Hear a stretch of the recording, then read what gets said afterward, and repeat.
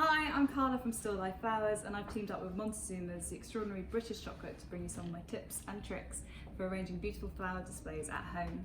So, first things first, you need to know how to condition your flowers. What I mean by that is taking all the leaves and debris off from the stem, because otherwise you'll have leaves in your water. This will make your water dirty, and it will shorten the vase life of your flowers. You can just pull off the leaves. If you've got roses, you can snip off all the fronds. It's quite nice to keep a bit of leaf on the top.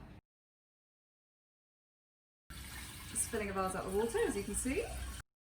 Make sure your water is cool or cold. If it's warm, again, this will shorten the vase life of your flowers. If I have a wedding and I have flowers that I need to open quickly, then I'll put them in warm water. So whether you bought your flowers from a florist or picked them from home, before you put them in a vase, you need to cut them again. The ends of your stems will have sealed and they won't absorb water, so you need to cut them. It's also really good if you can cut them at a sharp angle.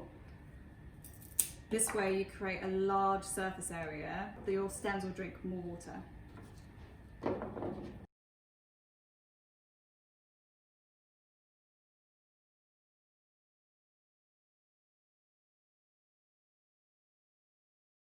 So I've just simply arranged these roses here. All stems are clean, you don't have any leaves below the neck of the vase. And this is the best way to keep your flowers fresh. You want to change the water every couple of days and definitely keep it topped up. So I thought I'd give some tips about vase size. So I wanted to show you how you can make different vases work for different flowers. These are amazing alliums. I love their squiggly heads, if you can see. Now, when most people get tall stems, they think, I need a big vase. You'll see, if you put these in a vase like this, they just splay. And actually that's because the neck for this vase is just too wide for such small stems. If I showed this to you, you might not think this would work for this type of flower, but it's actually brilliant. So when you arrange your flowers, start by cutting them quite short. You want the first stems that you put in to be your shortest in the arrangement. But you see it standing up like far straighter than it was in that big vase. And we can start going a bit taller. I'm just creating a grid as I arrange them, so they all sort of lean against one another. And there you have it. It's all about the neck size. That's what I would say.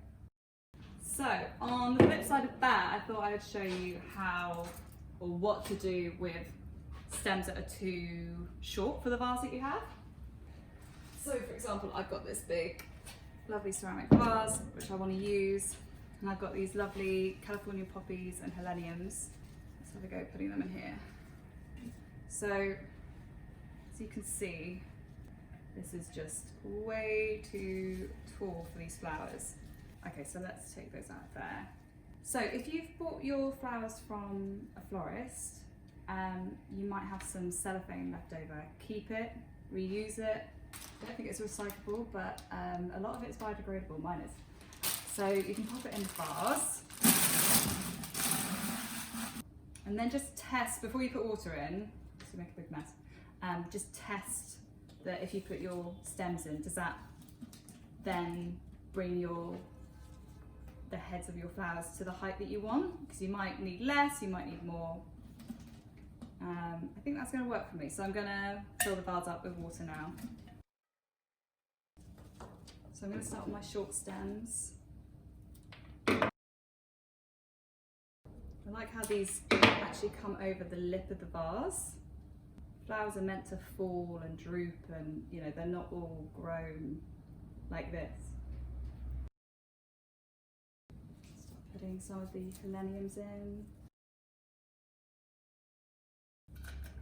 And I'm just using where I already have stems placed as a bit of a grid to then hold other stems.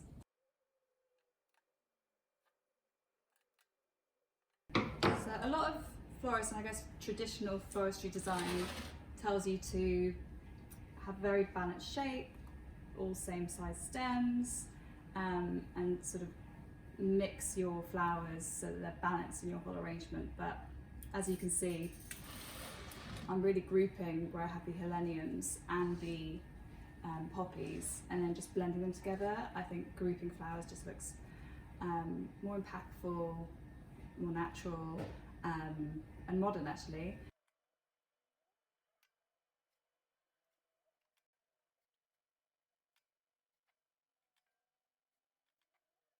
You'll find that as you keep putting stems in, you'll create more and more of a grid, which is why it's good to put your accent pieces in last, so your taller pieces.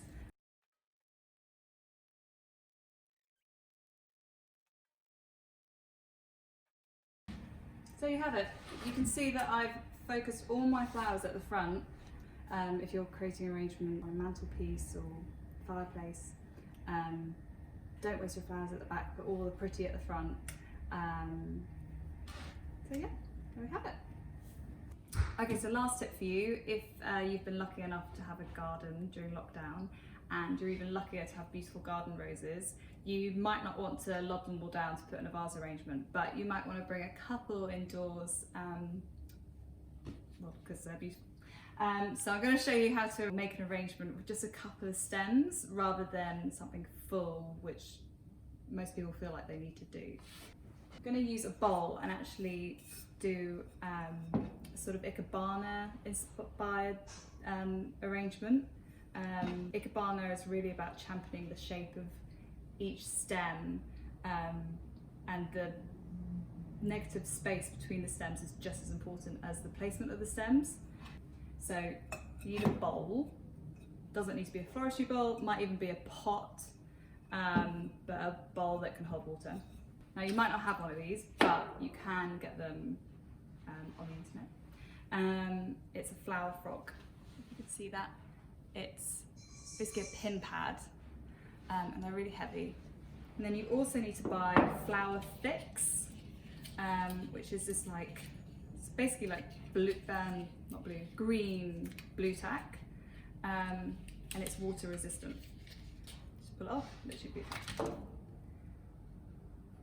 And put it on the back of your flower frog, and then put it in your bowl. You want to push and twist so that it's really secure. So just fill up the bowl of water. I'm going to select a couple of stems.